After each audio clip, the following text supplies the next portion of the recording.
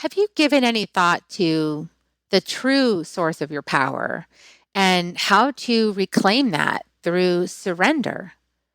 Today, we'll be talking about sacred sexuality and healing from misogyny, from the patriarchy, and from all these generations of abuse. And we'll be talking about the word that will set you free back into your power. And it's 5 letters and it starts with P and ends with Y. And I'll give you a little hint, it's pussy. Hope you join us today with Dana Pharant. She's returning with us again. Last show was Dancing with Your Inner Dominatrix, and now she's back to tell us about her year off and her journey of deep surrender. Join us to find out more.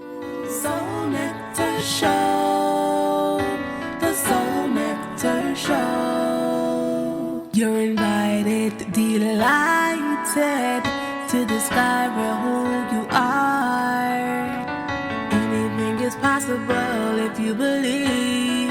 So join us on this beautiful journey. Soul Nectar Show, Soul Nectar Show. Well, hello and welcome to another episode of Soul Nectar Show, that show where we talk about all things essence. And I need to update that to be embodied essence.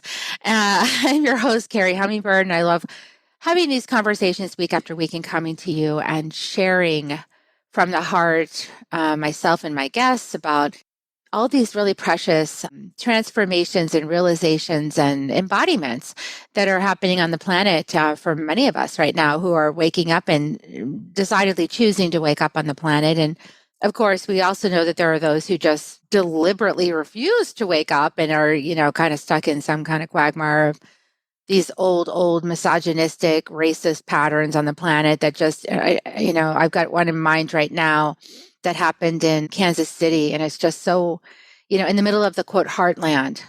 That to me is such an oxymoron. It's like in the middle of the quote, heartland, we have, an 84-year-old man killing or trying to kill a 16-year-old boy through a window for coming to get his little brothers. They was at the wrong house. And so that kind of ignorance, that kind of dance with hatred, that deep, dark commitment to these really terrible patterns in human consciousness is still alive and well in the heartland and probably other places too. And yet we have this opportunity to disrupt the entire matrix.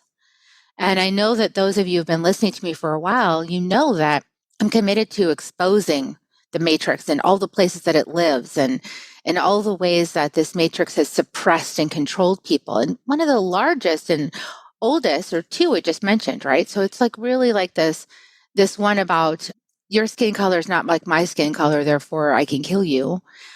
And then there's also this, your gender parts aren't the same as my gender parts, and therefore I can abuse you. And that misogynistic pattern is so damaging. And I've been working with a group right now, doing a little book study and looking at the book Pussy. So for those of you who are really triggered by that word, the book Pussy by Regina, Mama Gina. And yeah, Dana's laughing. Our guest today is Dana Pharant, but back to this dialogue. So this book is triggering for a lot of women because why? Because we've been disembodied. And that's why I said it's time for the essence, the embodied essence conversations, because we've been disembodied from our power. And we've been sort of like all of us, so many of us, for so many different reasons, victimized by the same basic population. On the planet. And it's like, okay, we're really done with that. I feel us all really done with that. Done with being controlled for our sexuality, done with being controlled and abused because of our gender, done with being controlled and abused because of the color of our skin, done with being controlled and abused because of our chosen sexual expression. All of these and so many more, done with being controlled and abused for our religion and the spiritual beliefs that pour through our hearts. All of it, all of the above. Here we are to have a conversation about that today, focusing primarily on sacred sexuality and healing from misogyny. And I wanted to just point out that overall that it's all part of this bigger matrix that is all based in control and separation and getting people to disembody their power so that, they can be controlled. So with all that, dun, dun, dun. I want to welcome our guest, Dana Pharant. to join us. Dana, it's so good to see you again. Thanks for having me back on, Carrie. Love you. Yeah, if you guys have been listening to Soul Nectar Show for a really long time, Really long. really long time, you'll remember that Dana was with us years ago and we did this fantastic episode called Dancing with Your Inner Dominatrix. Super potent episode. I'll put the link to the YouTube below. But now Dana's taking a year off to do a deep surrender journey, really following the mystery wherever she's guided to go and turning in all of her escapades and her adventures and her realizations and her embodiments into a new book, which will be kind of like a combination of Eat, Pray, Love and 50 Shades of Grey. And so I honestly am so excited about this new book that's forming within Dana. And so today we're going to be having a conversation about this journey that Dana is on and also about sacred sexuality, healing from misogyny. And so I'm giving you guys all this preface to say, please stay with us, even if you're super triggered. If you're super triggered, reach out. We can always do a session. Healing sessions are 30 minutes and they're not that much money. So it might be a good way to just clear some energy. But when you stay through and you face the shadow work, what we call shadow work, and you sit through uncomfortable things that make your hackles go up or make you like want to run away or make you like, oh, I don't know if I can listen. That's the thing you want to listen to because that's going to set you free. So Dana, begin. Tell us, get us started on the journey of freedom and liberation from all this quagmire stuff I just called forth into the space. Where do you want to start?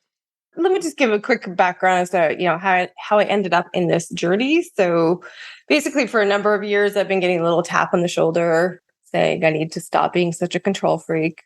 Although I come by that honestly, Me too. And then we know, like, when we ignore something, the tap gets louder.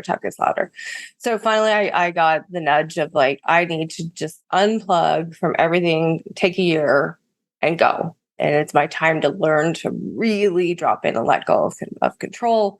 See that there's something else. I call it universe. However you want to phrase it.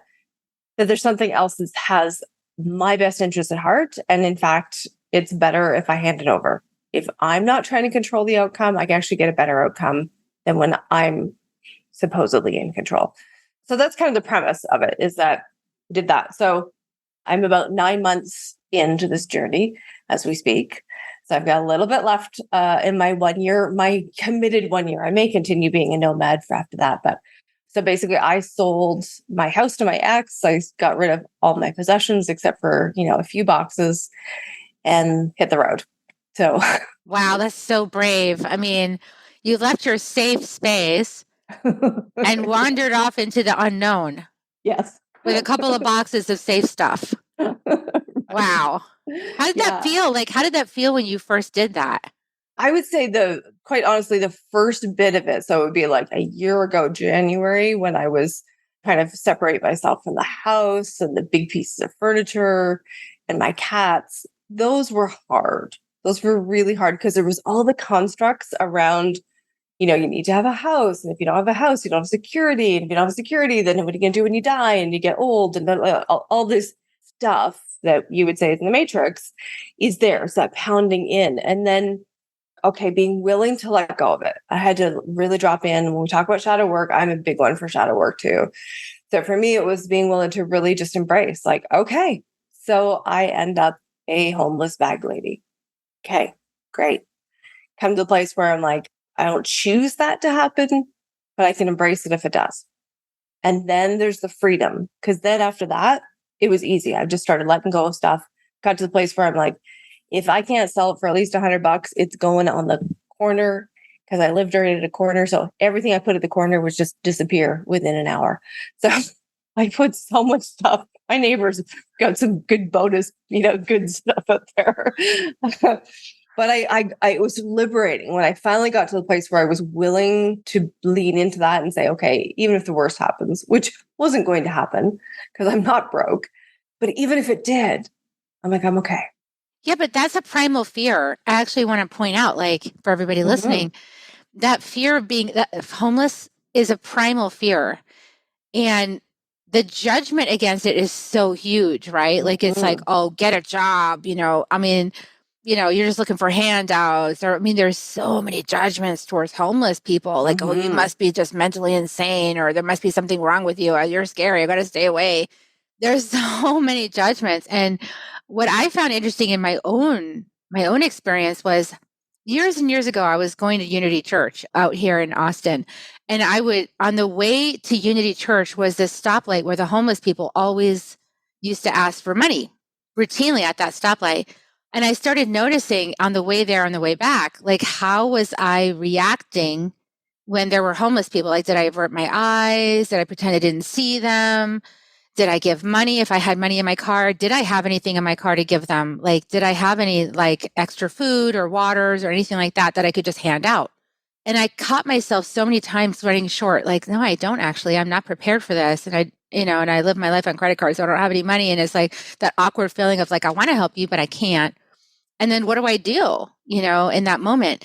So it's a really interesting, I think, an interesting inquiry to go into then being on the other side of that coin and actually like, well, I'm kind of a vagabond. I don't actually have a home, or I'm just sort of living, flying by the seat of my pants with 2 boxes of my stuff. And, can I be okay with that? And so when you started, so like that letting go process you were just talking about, I imagine felt a little cathartic, kind of like really vulnerable, releasing your life.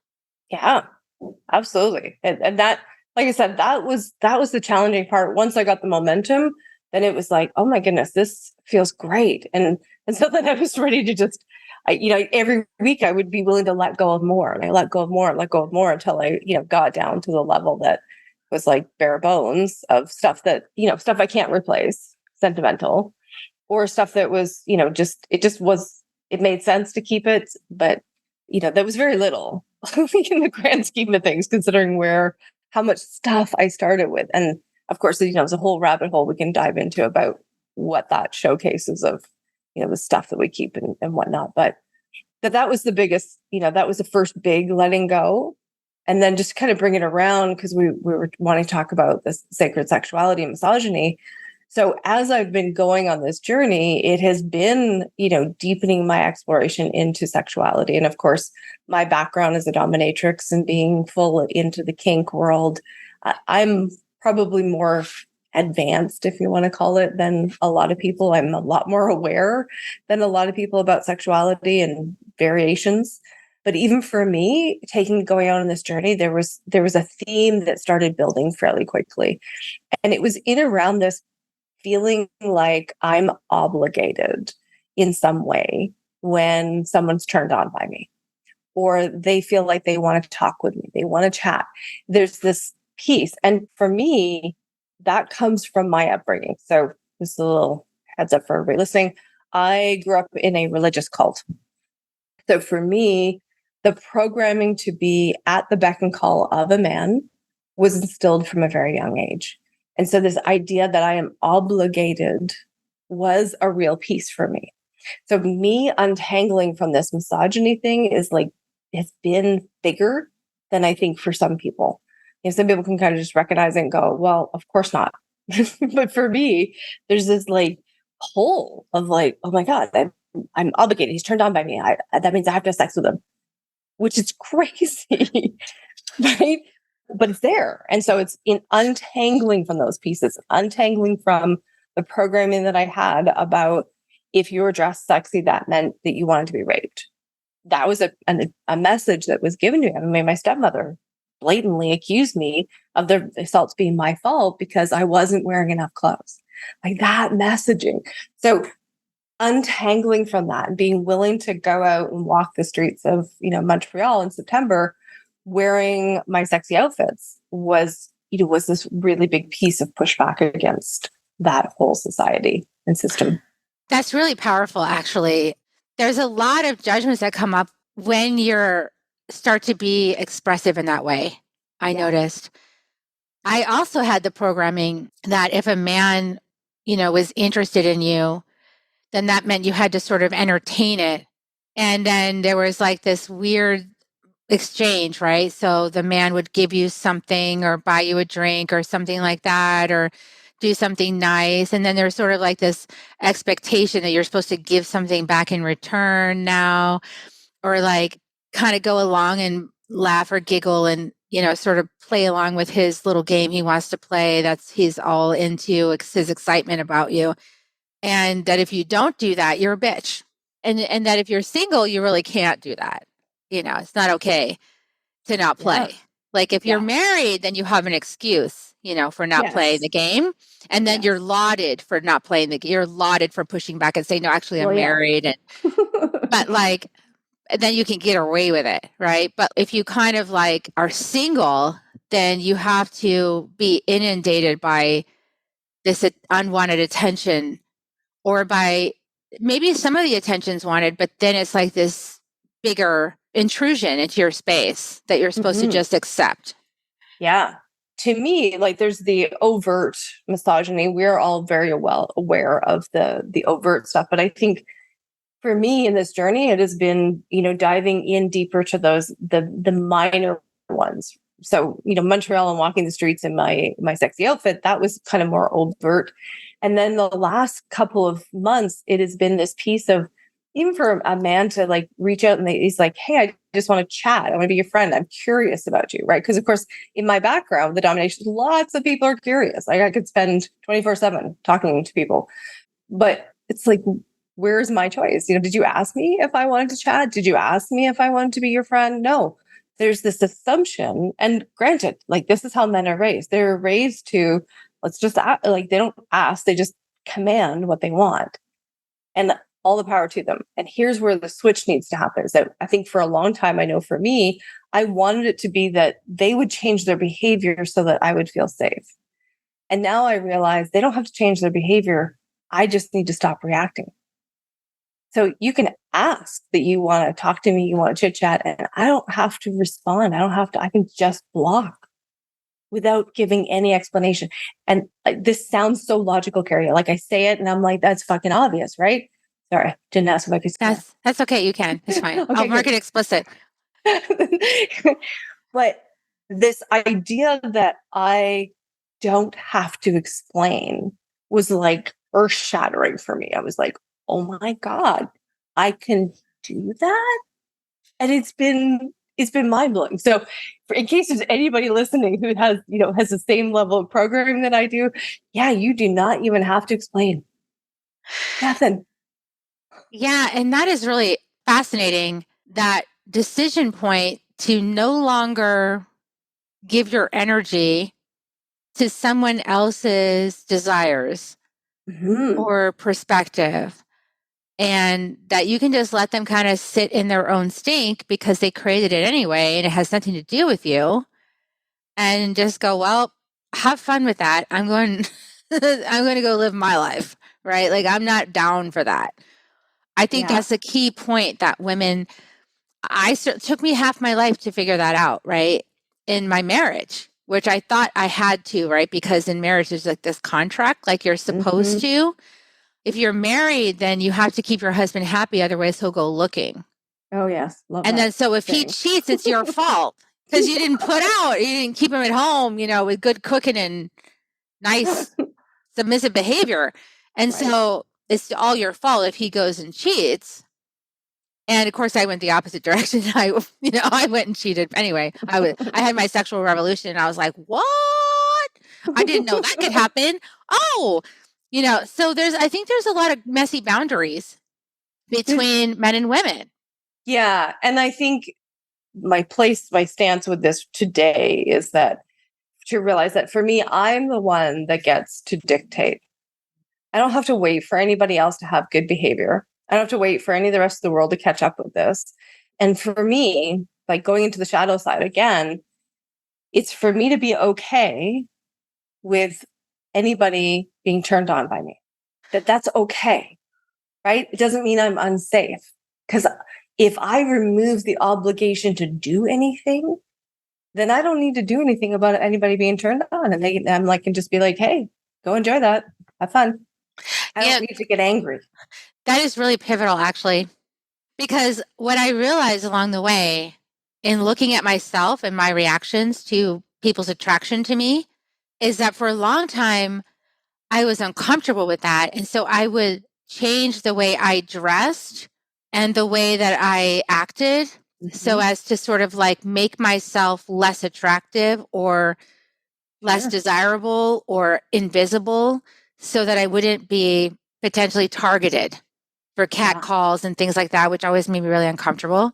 And then when I had my sexual revolution, I went through this period of like, I don't give a fuck, and I was like actively being flagrant, and just like dressing provocatively and as a young mother even and just doing whatever I wanted and I didn't really care, I was half hanging out in my swimsuit and I was just like whatever, and just walking around just being me, I just was like I'll just be bad because I'm done trying to control myself down into not being who I am. And so ever since then it's been like, okay, those were polarities. And then what's my natural balance? Like what's my authentic expression without suppressing myself to fit in and without being rebellious to contest, but simply being true. Yeah. And that is, I mean, we often experience those two sides, right? It's like, okay, I've experienced this end of the spectrum and this end of the spectrum. So what's the middle ground that works for me? I love that. And I think it's pushing those edges like you've done, like wearing those provocative outfits and really like the outfits that make you feel really, really sexy and powerful. And just walking around like that and bringing yourself in public around other people, it's like, now what? It's like you get to face your edges. And I want to just speak to that piece because here's one of the things that I see with people is that I see lots of women like that, you dive into the sexual empowerment and like you said, you just like, okay, I'm just going to let it all hang out. They go into the sexy dress, but it's not from a place of this is what I want to wear, but in that rebellion. And the problem is that you are not safe on either side because you're not actually owning your power. So when I'm really fully in my power, and I call it my Dom energy, because for me, there's like a palpable feel to that I can get into. I am not at risk of being victimized. And the main reason is that perpetrators like easy prey. And let me tell you, dominatrix is not easy prey. Right? Yeah, that's not because you're in your power.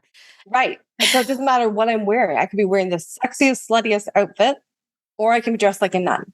If I'm in my power, I am not attractive to a predator. And that's the piece that I really like. I would love for people to walk away from is that. So it doesn't matter. It doesn't matter which way you dress, how you dress, but how you feel, how you internalize who you are. That's key. Yeah. It's like not worth it. It's like for a predator, it's not worth it to go after you when you're empowered. Yeah. Because even if they tangle with you, you'd mess with their mind so much. Because really, the predatory aspect comes with insecurity. I had this really interesting experience at the end of the Four Winds Light Body School training with Alberto Vialdo. This class called, it was all about the sacred, and it was about working with archetypal energies. And we did this sacred play where anybody could come up with any human paradigm. And then people would embody aspects of that human paradigm. Like say you were abused by your father. So we'd have like the abusive father and then we'd have the little child and different people would play the different roles. And then we just let the energies come in because they're all archetypal energies that just run through people. It's not like the person, it's the pattern. So the one I chose was a predatory man because I had been so targeted by men, like eyeballing my body and feeling so insecure about them looking at me and not wanting them to look at me. And that I really wanted to work through that predatory energy. And so I had somebody be the female to be like that part of me that was being eyed. And then to understand the predatory energy, I embodied it and I let it come in and take me over. And it was intense. It was like I was circling like a shark, just like looking for my prey and closing in and closing in and closing in and closing in and just like targeting my prey. And there was the energy, you could feel the energy moving in the room. It was so intense. And then I just went like this and to pull her to me. And in this moment, she gave me the stop with her hand and said no, but in a gentle way. And when that happened, I started shuddering. My whole body energetically shuddered and released this tremendous energy. And she ended up holding me because I was shaking and crying. And it's like I broke this spell of this disowned part of me. that had a grip on me on the inside, Yeah. I like broke the spell of it. And so I no longer needed to hunt men or be hunted by men. That paradigm was broken in me. And I feel like that's really important work for people to do on the planet at this time, so that, number one, own your shadow. Like, so whatever's happening to you by somebody else is actually your disowned shadow. You're just meeting it right out in the space. And then number two, like, if you want integrity, you've got to own everything and do the work to release these energetic patterns. If you want the world to change, you've got to change it within yourself. Yeah. Beautiful.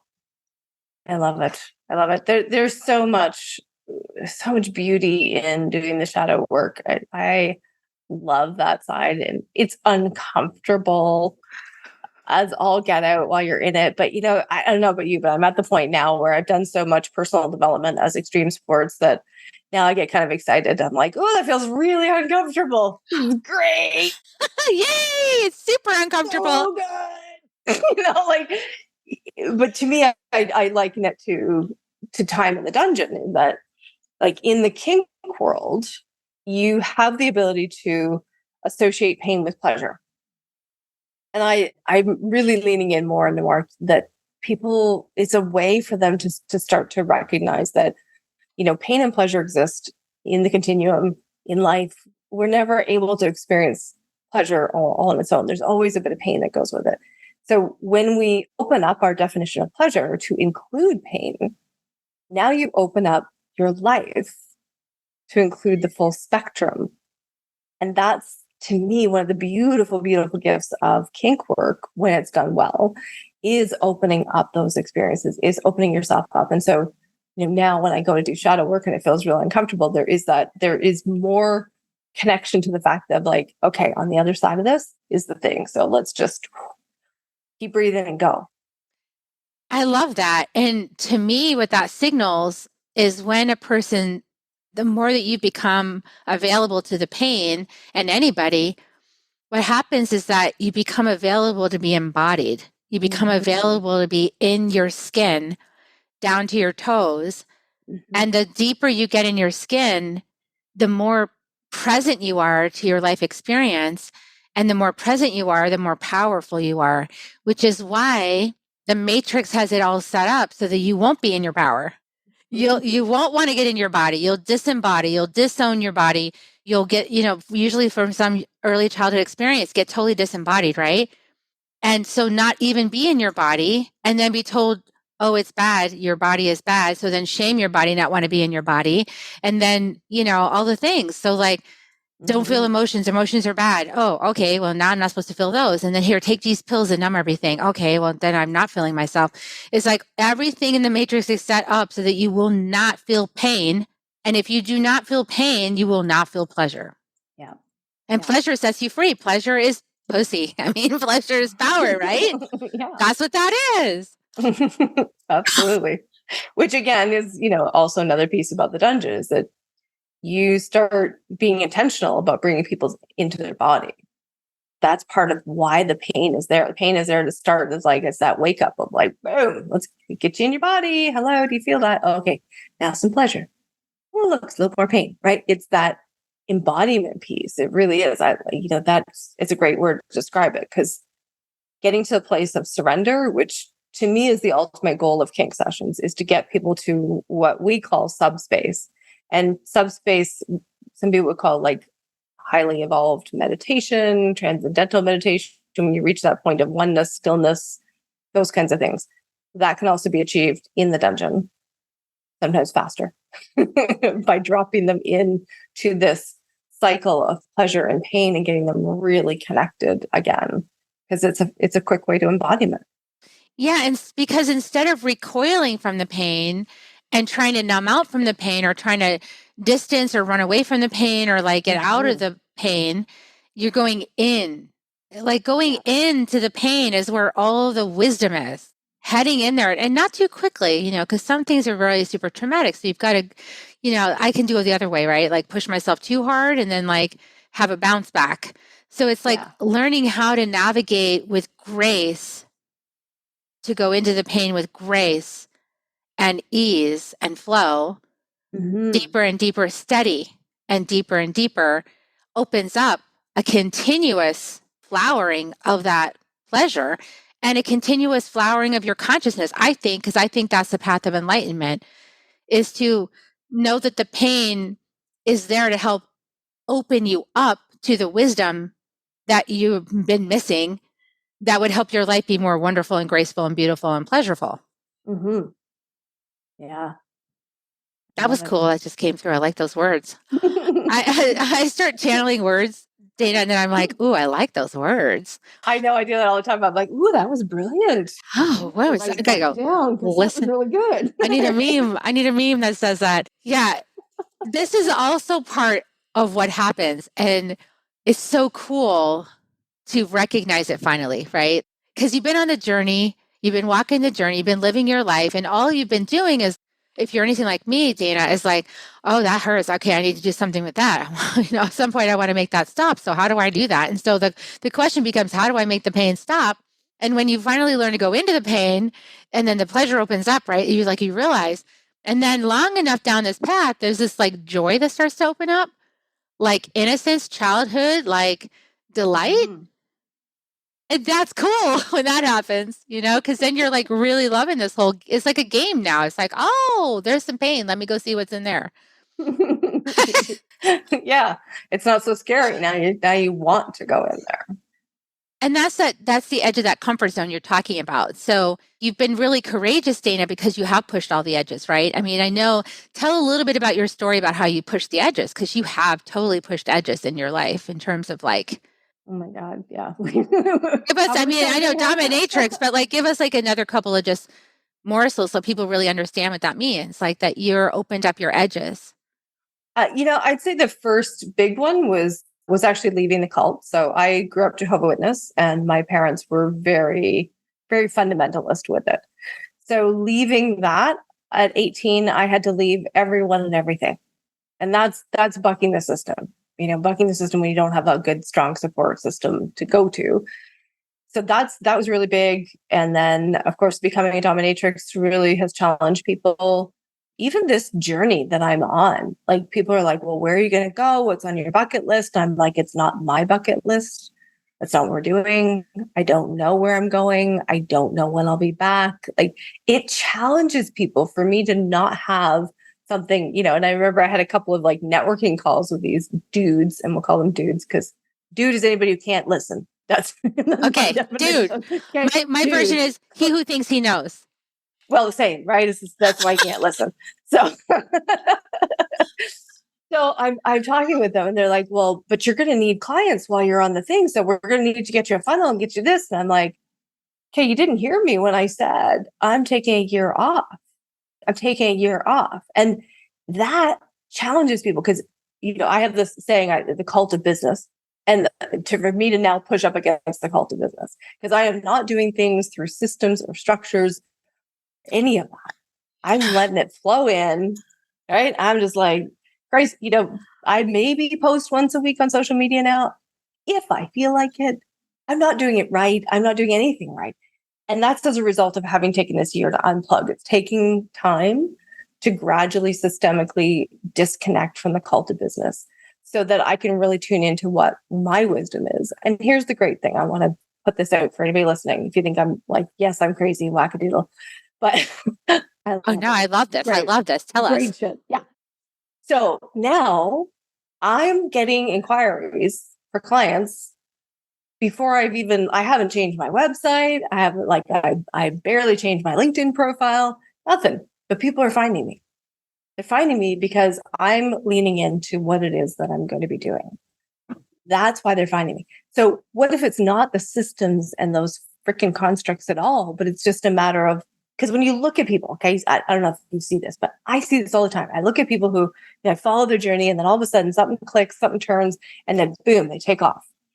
And they want to put it down to they got this funnel, they got this system, and that's what they changed and they got every shit piece aligned, and then all the connections, right? And they're actually connecting. And if they're a woman, they're connecting their pussy power up with the rest of their chakras, and then boom, train takes off.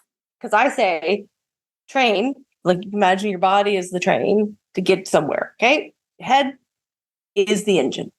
Steers, says yes, no, we're going to move. It's very logical. The heart is like, where do we want to go? What's our destination? Oh, what's it going to be like when we get there? But if you don't have an engine pushing that, and the engine is your pussy. So if your pussy's not lit up, you're not excited about what you're doing, that train is not going to leave the station. Or maybe it'll just like put along. And that's what I see over and over again with entrepreneurs or anything, right? It's just all of a sudden pieces all line up, engine fires up, and they are gone. Yeah, that's true. And I want to say a lot of women also leak their pussy power into their family systems. Oh my God.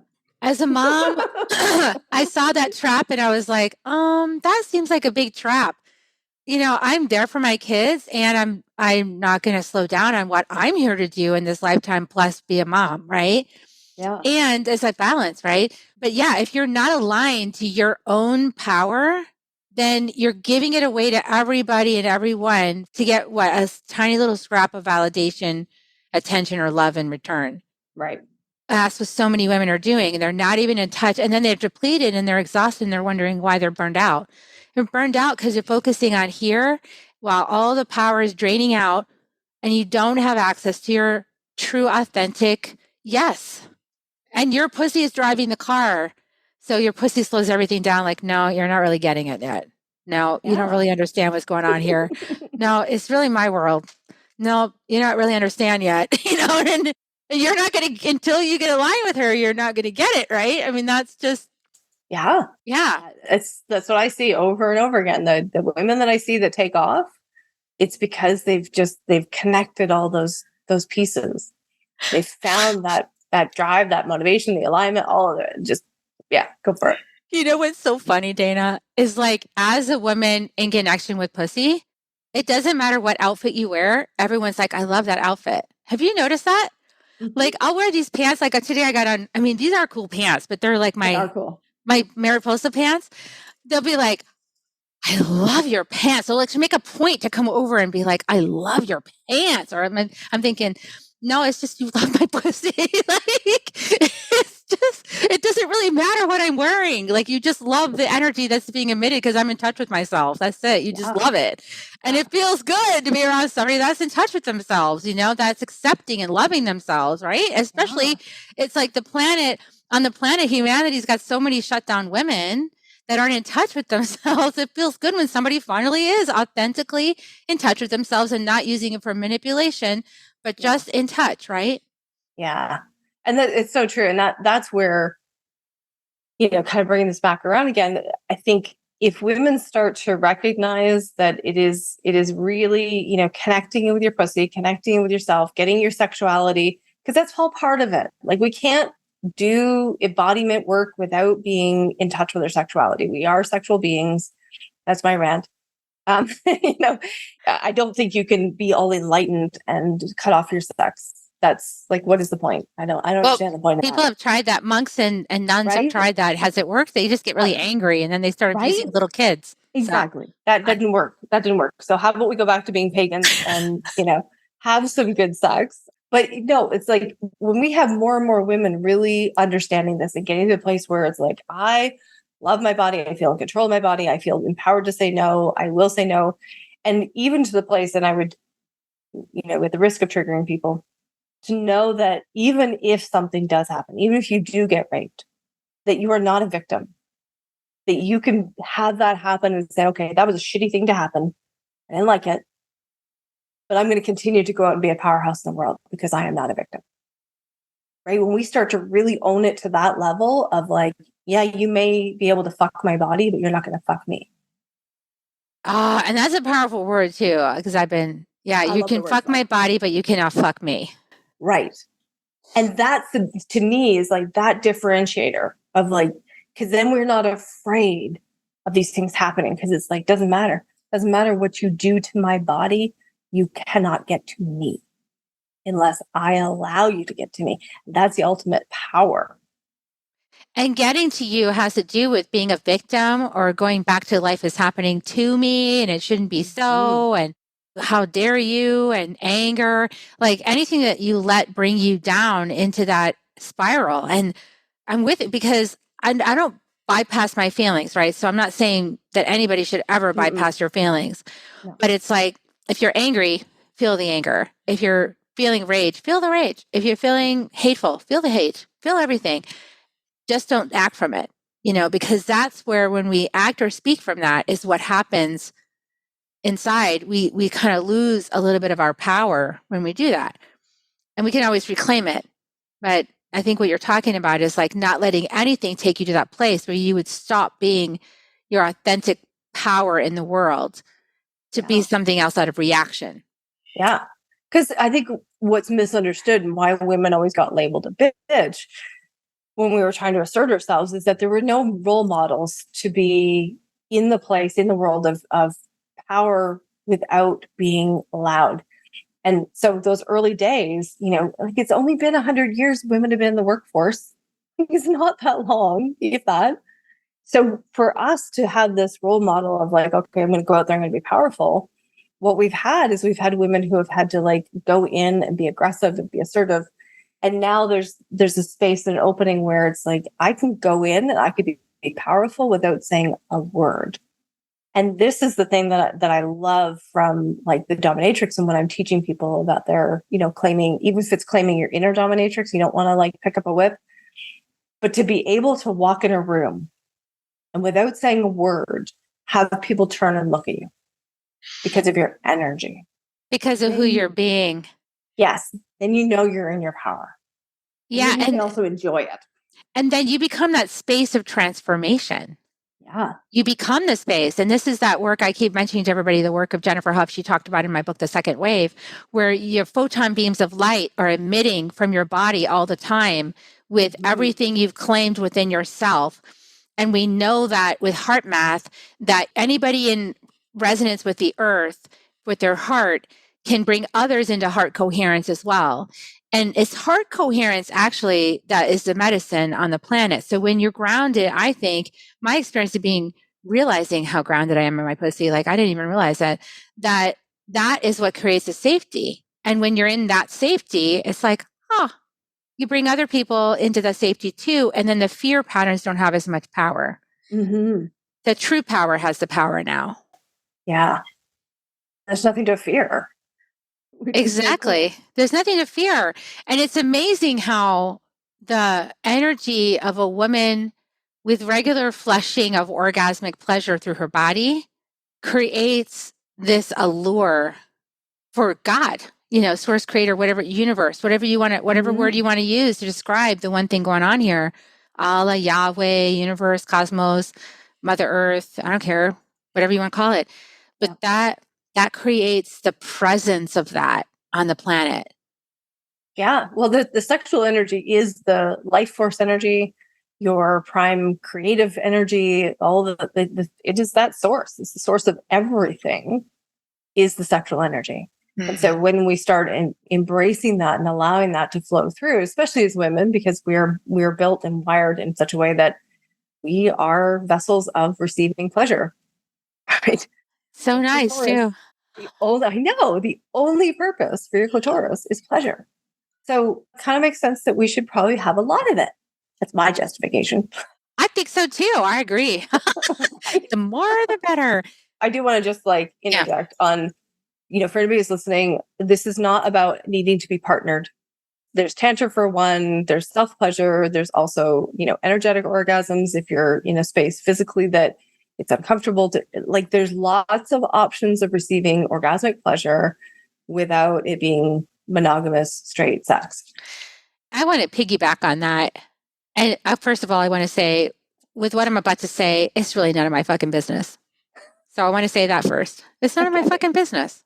And in my journey, what I've realized is, for myself, is that learning how to access my true center sexually and my orgasmic pleasure is a me job. Mm-hmm. And as I opened to the me job and stopped involving other people in that somehow, like they had to help me get to me or be my love out on the outside that I could then, or my validation on the outside or whatever to get, no, it's like a me job. And the more that I centered on that, even back in the beginning of my journey when I did 100 days of celibacy because I was sex addicted and I was like, I cannot stop lunging after men and trying to like, get on top. So I had to go, you're being a predator, so I had to go, okay, Carrie, like come inside, be with yourself.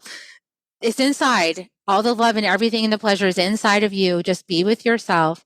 And then I was able, the more I practiced that, it took me a while to kind of disengage and clear the addiction, just like most addictive patterns are hard to break. But as I broke that pattern, and then I was able to start just seeing who people actually were. So those rose-colored glasses thing that women experience, this fantasy world, no, you could kind of put that aside and go, oh no, that's what this person's about. No, it's not a good match. Okay, I'm going to move on without causing any more drama. Not going to make a big scene about it. Just move on, and I stopped making a scene about it. I stopped creating drama about it. I stopped like involving other people in my drama while I sorted out my drama. And now I've got a beautiful partner that because I know myself and I know my body, we've been able to work together to deepen that because there are still more, I think there's probably always going to be more vulnerable places to go and more healing inside to do. And so then at that point, I feel like it's good to have a partner. And then I don't need to involve other people like in my drama with kind of like these crazy configurations that people are doing, which is all power to you. Just not right for me because I really have realized the power of owning my own sexuality first, right? Instead of like going out and having like a bunch of orgies and stuff like that, which I very well could have done, but I stayed in my own camp to own my power first, because I was already doing it. I saw the damage I was doing in dating. I was really reactive. So that was my journey. And so I offer it. And I'll offer the other side of it because, I have multiple lovers, quite openly. I call them Team Dana. So Team Dana. Team Dana, yeah. We have team tryouts and all the fun activities. So, but for me, I move in a very empowered way with that. It is my choice. And the whole team tryouts is a really great piece for me of like, okay, does this person move with the same level of ethics, the same level of enthusiasm? Does it match? And if not, then it's like, sorry, you didn't make the cut. And, find somebody else. So for me, that is very empowering.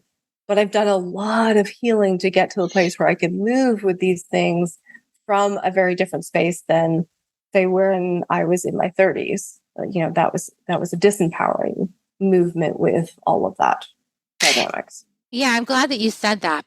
And that's kind of goes along with what I was hinting at, even though I haven't explored in that space as you are. I think that it's the consciousness with which we involve people in our bodies and our sexuality that is important, and I don't think we can avoid those early filled with drama exchanges necessarily because those teach us. But like maybe you could just wake up to it sooner. I don't know, like create less havoc. But I mean, I guess we can't really control the process, can we, Dana? No, and I mean, for me, I've been really leaning into just it's that there's no right or wrong. Like that concept for me really does a lot for my body because then I can pull out of needing to fix anybody. Because if I don't see them as wrong, then I don't need to meddle. The meddling. Yes. I don't need to tell them that they're doing it wrong. I don't need to explain anything, which also helps with the whole thing of like when people approach me and they're like, hey, baby, I don't have to be like, hey, dude, like you'd actually get more if you, I don't need to tell them any of that. I just guess it's working for him. He's attracting his ideal clients and repelling the worst ones, right? So what about to him? So that's the ultimate. Don't take anything personally. What you're talking about. It is. And that's for me where I'm like, okay, what if there's nothing wrong with what anybody chooses? Nothing. Perfect. Yeah. That message needs to get out. I'm receiving that deeper. I intellectually knew that, but you just gave me an embodiment of that, which is really wonderful. Thank you for that. Nice. You're welcome. And I will say, yes, and we have laws of things that are not okay. Like there are things that, no. Yeah, like shooting that boy at the, that's not okay. Yeah, raping somebody, all the things that are, against the law. No, there are laws that are going to put it, but I don't have to enforce them. I'm not law enforcement. Yeah, you're Dana. Right. I have a Carrie. very different path. That's not my job. My job is just to spread the message, folks, and then keep learning, right? My job is to keep learning myself and keep spreading the message. That's it. This was a great conversation. Gosh, thank you so much. For everybody listening, I shared with Dana before the call that, I have not really taught anything around sexuality up until now because it's been like my little private inquiry. It's just things that I've learned on my own. And so I'm stepping into this, holding space for some of my students in this way. And it's just really opening up stuff for me. It's like, wow, I didn't realize how much stuff I knew about it because I just didn't know. I just was kind of experiencing stuff. And then there's also stuff like, gosh, that's really cool that you just said that, Dana. And like, oh, I needed to know that like at a deeper level, right? I guess the message I want to leave everybody with is like, I love what Dana said, that there's no wrong answers, that whatever people are doing is just what they need right now in order for their curriculum. And if you're not available for it, you're not available for it. There's a clear no. And that's okay too. To say no is totally fine. And then to not take it personally. Like, no, you invited me to this. I said no, and that's all there is. Bam, done. And to let it be that clean, Yeah. It would be really great. I think it would reduce a lot of drama on the planet. Anyway. Yes. Which we, it's like a whole other topic we could talk As about. a former drama queen. As a former drama queen, yes, and how much people are addicted to drama. I don't know if people would ever give that up. Addicted to the drama. Oh my gosh. Is there anything else you want to leave people with on our way out the door here? So I would just say, if you're curious about following the journey, I am super easy to find. So it's Dana Pharant, and the last name is Pharant. You can look me up on all the channels. I'm primarily on Facebook and LinkedIn. I know, old school, but that's where it is. And you can join my email list for exclusive content. Beautiful. Send me an email. Yeah, and we'll put all the links below in the show notes, guys, so you can find her easy. I'll even put the link to the first episode so you can get some deeper insight into Dana's beginnings and her life, because we went really deep in that conversation. But for now, enjoy her journey of discovery and let it light you up, because being lit is where it's at. And yeah, thank you for coming back on the show, Dana. So you guys like, share, subscribe, go up on Dana's feed and start sharing out what she's doing. Like, share the journey, really, really you can see how transformative this conversation was. For those of you who stuck with it when you were uncomfortable, congratulations. I love you. You did it. Woohoo. I'm celebrating you. And for everybody else, I'm celebrating you as well. And here come kisses. You want to join me for kisses, Dana? Okay. We're going to give kisses. Here they come. All right, everybody. Bye for now. Have a great week, everyone. See you next time on Soul Nectar Show. If you found even one gold nugget in this episode of Soul Nectar Show, will you do us a favor? Will you subscribe, like, and share this episode? Maybe even write a comment and let us know what you thought about it. We really, really want to engage with you at a much deeper level. Let's be part of community together. Have a great week, everyone. Bye for now. To dive in deeper to nourishing conversation, visit soulnectar.show. Soul Nectar Show. Awaken, awake, show. Take a sip from the drip of nectar, from the source of who you are.